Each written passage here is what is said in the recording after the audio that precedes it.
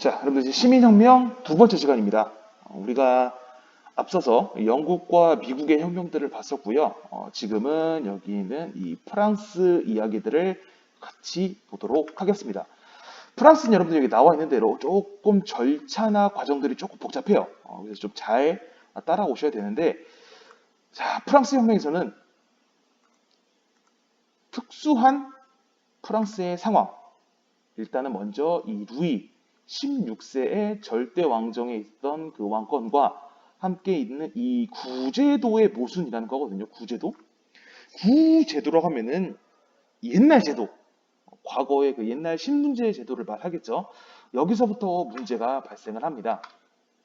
자, 그렇다면은 먼저 왜 이 구제도의 모순에서 발생을 하게 됐는지를 교과서를 통해서 한번 볼게요. 자, 교과서는 여러분들 136쪽. 136쪽이 되겠습니다. 136쪽. 자, 먼저 구제도라고 하면은 불평등한 신분제 원리가 자리 잡고 있는 프랑스 혁명 사회를 말하는데, 자, 교과서의 내용을 한번 볼게요. 18세기 프랑스에서는 절대 왕정과 불평등한 신분제가 유지되고 있었다. 이게 구제도인데 세 개의 신분이에요. 그러니까는 1신분, 2신분, 3신분인데 1, 2신분은 뭐 성직자, 뭐 이제 귀족, 전체 인구의 2%에 불과했지만 많은 소유와 토지 소유와 그리고 세금을 내지 않았고요. 반면에 3신분은 일반 평민이에요. 대부분 거의 98%의 인구를 차지했는데 많은 세금과 그리고 정치적 권리도 없었습니다. 이러한 상황에서 계몽사상 그리고 미국의 혁명에 영향을 받은 일반 시민들이 여기 있는 이 구제도를 무너뜨리려고 프랑스 혁명을 시작하게 되었어요. 자, 이렇게 시작된 프랑스 혁명을 한번 보도록 하겠습니다. 프랑스 혁명은요, 이렇게 단계별로 좀 여러분들이 구별을 잘 해주셔야 되는데, 자, 루이 16세가 왜 갑자기 프랑스 혁명에 놓이게 됐냐면은, 많은 전쟁으로 인해서 국가 자금이 조금 부족해졌습니다. 그래서 그 세금 목적으로 인해서 3신분에, 그러니까는 1신분, 2신분, 3신분을 모두 소집해서 전국 회의를 하게 되는데, 여기서 투표 방식의 논란을 겪게 됩니다. 자, 무슨 투표 방식의 논란을 겪게 되냐면은 공정한 투표라면은 인원 수대로 다 투표를 해야 되는데 여기서는 신분별 투표를 하게 되는 거예요. 그러니까 1, 2, 3신분이 이렇게 있는데, 자, 신분별로 하면은 아무리 인구가 많은 3신분이 투표를 다수 차지를 하더라도 여기 1, 2신분의 의견이 모두 동일하기 때문에 이길 수가 없어요. 이 3신분이 아무리 인구가 많다고 해도. 자, 그래서 이 3신분들을 중심으로 해서 야, 이 신분별 투표가 아니라 우리가 이 머릿수대로 투표를 하자 하면서 우리가 알고 있는 프랑스 대혁명이 시작이 되는데, 자, 30분들이 중심으로 이 국민의회라는 걸 만들어요. 우리는 새로운 법을 만들어야 된다 라고 하면서, 하지만은 1, 2신분을 비롯한 이 국왕들은요 30분들을 굉장히 탄압을 하기 시작을 했습니다. 그래서 그들이 프랑스 파리에 있는 테니스 코트에서 서약을 해요. 그만큼 많이 탄압을 받은 거죠.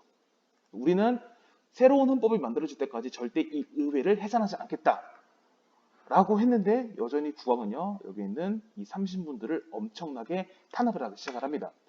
자, 그래서 이 30분들을 중심으로 해서 많은 정치인들이 투옥되어 있는 바스티유 감옥을 습격을 해버립니다. 직접 총칼을 들고 엄청난 과격한 사건이었어요. 그래서 깜짝 놀란 나머지 이래서는 안 되겠다 하면서 이 국민의회를 중심으로 움직임이 있었는데, 자, 기존 신분지수였던 봉건제를 폐지하겠다라는 약속을 했는데 실질적으로는 이루어지지 않습니다. 자, 그리고요 여기서 중요한 문서인 프랑스의 인권 선언을 이들이 발표를 하게 됩니다. 굉장히 중요한 문서고요. 자, 그 뒤로 이제 헌법을 제정하겠다라고 약속을 하면서 이 두 번째 단계인 입법의회 단계로 넘어가게 됩니다. 자, 헌법이 제정이 되고 이제 입법의회가 활동을 하는데, 여기서 문제가 뭐냐면은 이런 혁명의 열기가 유럽의 다른 국가들, 뭐 오스트리아나 독일, 프로이센 이쪽으로 넘어갈까 염려된 나머지 그들과 함께 전쟁을 하게 되는데요. 이때 우리가 뭐 들어봤을지 모르겠는데 라 마르세이즈라는 노래가 있는데, 이때 그 혁명군들이 막 부르고 다녔거든요. 그때 이게 현재 프랑스의 국가가 되었습니다. 국가, 우리나라 애국가처럼. 자, 그렇지만은 혼란은 계속해서 되어지고 루이 16세의 이 절대 왕권은 놓칠 않을 기미가 보이자 안 되겠다. 그래서 이 30부들을 중심으로 루이 16세가 있는 왕궁을 습격을 하고요. 루이 16세의 왕권을 정지를 하고 그 뒤로 세 번째 국면인 국민공회 단계로 넘어가게 됩니다. 왕권을 정지시켰으니까는 즉 왕이 없는 정치체제인 공화정을 선포를 하고요. 그 다음에 루이 16세를 단두대에서 처형을 시키게 됩니다. 루이 16세가 없어지고 그 뒤로 이어지는 이 로베스피에르라는 사람이 집권을 하게 되는데 여기서 또 안타까운 사건이 벌어져요. 여기 있는 이 크로멜, 영국에 있는 크로멜의 이 독재 정치처럼 로베스피에르도 공포 정치를 시작을 하게 됩니다. 엄청나게 독재를 하게 된 거죠. 그래서 뭐 혁명재판소나 공안위원회 같은 기구를 설치를 해서 일반 시민들을 굉장히 크게 탄압을 하게 됩니다. 그러자 결국에는 이 로베스피에르는 그 반란으로 인해서 자리에 없어지게 되고요. 그 뒤로 5명이 이끄는 총재 정부가 들어서게 됩니다. 자, 하지만은 기존에 있었던 이 혼란을 잠재우지 못하고 계속한 어려움과 물가 상승 이런 것들이 계속해서 나오게 됩니다. 자, 어떻게 보면은 좀 짧은 시기로 보면은 여기까지 이 프랑스 혁명이 일어났던 1789년부터 약 10년 뒤 1799년 여기까지가 짧은 범위의 프랑스 혁명이었는데 굉장히 길었죠. 10년 동안 길어진 가운데서 프랑스의 이념이었던 자유, 평등, 박애 이 이념들이 널리 전파가 돼요. 현재 그래서 이 의미를 담고 있는 프랑스 국기가 각각 파란색, 하얀색, 빨간색을 담고 있는 것처럼 여기 있는 자유, 평등, 박애의 의미를 잘 담고 있습니다. 자, 그러면 이 프랑스 혁명 이야기들을 교과서를 통해서 봐볼게요. 자, 다시 136쪽으로 넘어올게요. 혁명의 시작입니다. 자, 루이 16세는요, 전쟁과 왕실의 상체로 돈이 많이 부족해지자 3신분회를 소집을 합니다. 자, 말씀드렸다시피 투표 방식에 논란이 있었죠. 여기서 3신분은 신분별 투표 대신에 머릿수에 따른 투표를 주장했지만은 받아들이지 않죠. 그래서 3신분은 첫 번째 국민의회를 결성을 하게 됩니다. 자, 그래서 새로운 헌법까지 해산하지 않겠다라는 테니스 코트 서약을 하고요. 계속해서 탄압을 하자 여기 있던 바스티유 감옥을 습격하는 엄청난 거대한 사건을 벌어지게 됩니다. 자, 이제 이 국민의회는요, 이제 농민들을 달래기 위해서, 알았어. 자, 우리가 신분제를 폐지할게. 하지만은 잘 되지 않고요. 그리고 가장 중요한 문서인 이 부분. 인간과 시민의 권리, 인권선언을 발표를 하게 됩니다. 굉장히 중요한 문서고요. 이거는 뒷부분에도 잘 나와 있으니까는 그 뒷부분 가서 먼저 볼 거고요. 자, 밑에 현장 속으로 3신분은 왜 혁명을 일으켰을까? 이 그림에서도 나와 있듯이 굉장히 그 불합리한 구조를 가지고 있죠. 특권층 1, 2신분은 굉장히 전체 2%밖에 안 되는데 세금도 면제받고 많은 땅도 가지고 있고 반면에 대다수의 국민들은 세금도 많이 내고 하지만 정치적 권리는 또 없고 자, 그 내용이 바로 여기입니다. 3신분은 이렇게 경제적 발달로 부를 계속해서 축적하는 가운데서 본인들의 그 해당에 맞는 권리를 요구를 한 거예요. 그런데 정부는 계속해서 이거를 묵살하는 과정에서 혁명이 발생을 하게 된 거죠. 자, 이렇게 137쪽에는 이런 여러 혁명들 이야기, 즉 국민의회를 중심으로 봤고요. 137쪽으로 넘어오면은 이제 입법의회, 즉 헌법을 제정하고 국민의회가 세상되고 두 번째 단계인 입법의회 활동이 시작이 됩니다. 자, 입법의회 중에 혁명이 번질 걸 우려하는 오스트리아, 프랑스 등과 함께 전쟁을 펼치게 되는데 그 중에서 혼란이 계속됐어요. 혼란이 계속되다가 결과적으로는 왕궁까지 습격을 하고 왕권이 정지되고 아예 이제 국민공회가 들어서는 세 번째 단계에 들어서게 됩니다. 다음 이제 국민공회 시기를 볼게요. 자, 국민공회는 공화정, 즉 왕이 없는 정치체제죠. 선포한 뒤 로베스피에르를 비롯한 사람들이 집권을 하게 되는데 자, 왕이었던 루이 16세를 단두대에서 처형을 해버립니다. 자, 하지만은 비록 헌법은 시작되지 않았지만은 농민에게 부담되는 이런 봉건적 제도, 뭐 여러 좋지 않은 세금이라든지 그리고 신분제도 이런 것들도 폐지를 하고요. 그리고 귀족의 토지, 재산을 몰수해서 분배를 해버리는 개혁을 추진합니다.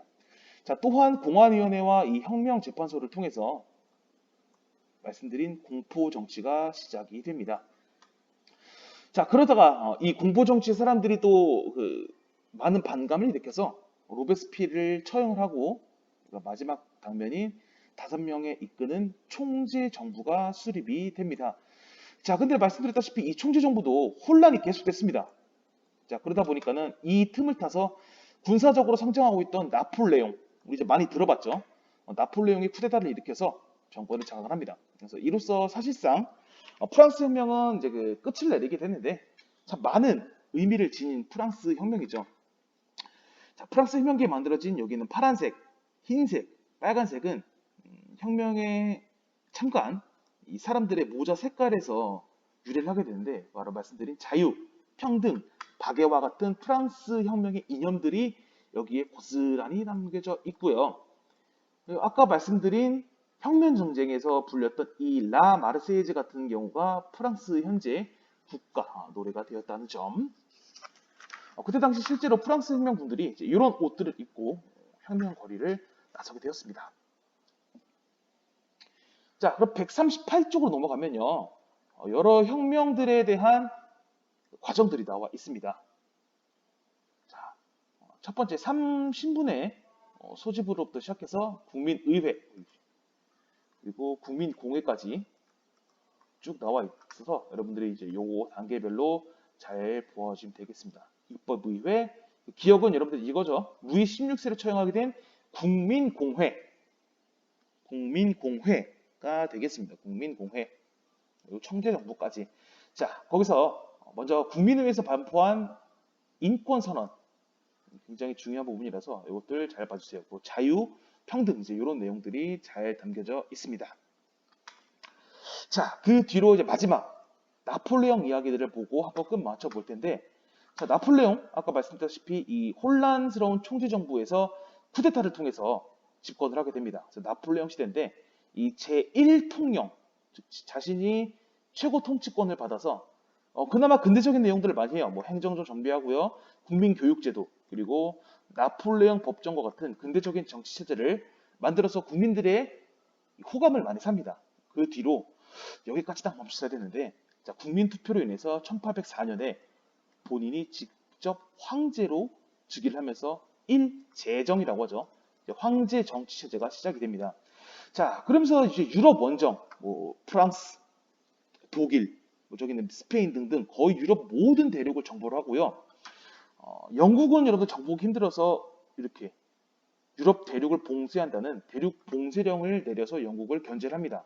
자, 그러나 러시아 원정을 받다가 이 추위에 이기지 못해서 나폴레옹은 여기서 원정에 끝마치 못하고 유럽 연합군들에 의해서 나폴레옹 시대는 여기서 막을 내리게 되는데, 자, 이 나폴레옹의 정복 과정에서 중요한 점은 바로 이거예요. 두 가지 부분. 프랑스 혁명 이념했던 자유주의라든지 그리고 본인들의 영토를 지키기 위한 이 민족주의 이념들이 유럽 전역으로 확산이 되게 됩니다. 자, 그렇다면은 마지막으로 이 나폴레옹 이야기들을 보고 이 프랑스 혁명을 맞춰보도록 할게요. 자, 첫 번째 줄입니다. 총고재정부를 139쪽이고요. 139쪽. 자, 총재정부를 무너뜨린 나폴레옹은요, 제1통령으로 취함을 해서 국민교육제도, 행정제도, 그리고 이런 나폴레옹 법전을 만들면서 나름 근대적인 모습으로 나아가기 위해서 노력을 합니다. 자, 이런 개혁으로 국민 지지를 얻어서 나폴레옹은 국민 투표를 얻어서 황제로 즉위를 하게 되는데, 자, 차례로 이 뒤로 정복을 해 나가게 됩니다. 자, 보시면은 여기 이제 유럽 대륙인데 거의 대부분의 국가들이 나폴레옹에게 정복당함을 볼 수가 있습니다. 엄청나게 거대했죠. 자, 하지만은 영국까지는 이제 돌파하기에는 좀 어려웠나 봐요. 그래서 영국을 끝까지 저항하는 영국을 굴복시키기 위해서 대륙 봉쇄령, 보시면은 여기 이렇게 영국을 유럽 대륙에서 봉쇄시킨다는 내용을 담고 있는 대륙 봉쇄령을 내리게 됩니다. 추가적으로 여기까지는 이제 그 무리를 했죠. 러시아 원정. 자, 그런데 이 러시아에 있는 혹독한 추위를 견디지 못하고 러시아군에게 굉장히 큰 패배를 하고요. 그 뒤로 여러 유럽 국가들이 프랑스를 합공을 하면서 나폴레옹은 몰락을 하게 됐습니다.